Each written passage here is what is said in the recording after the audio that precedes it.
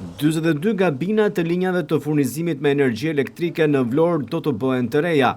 Puna ka nisur tashmë ndërsa këtë të premte, operatori i shpërndarjes energjisë elektrike u përqendrua në zvendësimin e gabinës dhe të gjithë aksesorëve të saj në nën stacionin Vlora 1, Fideri L13, gabina frigoriferi në lagjen Kushtrimi. Përfituese nga ky investim janë 300 familje, ndërsa për shkak të ndërhyrjes është stakuar energjia elektrike nga ora 5 e mëngjesit deri në orën 16. Investimi realizohet në linjën 20 kV, ndërsa bëhet me qëllim përmirësimin e kushteve.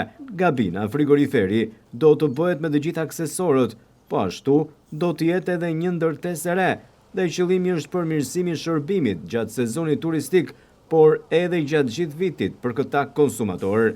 Në të gjithë qytetin janë 42 gabina, të cilat do të rikonstruktohen për të rritur cilësinë e furnizimit me energji elektrike dhe shërbimit, por gjithashtu për të garantuar edhe cilësinë e jetesës për qytetarët. Gjithashtu, gabinat e ish frigoriferi në lagjen Kushtrimi, që u zvendësua gjatë kësaj të premteje, pati problematika dhe anomali nga përmbytjet e qytetit të Vlorës, të cilat sollën shumë probleme në drejtim të disa gabinave që tashmë do të zvendësohen e do të riparohen.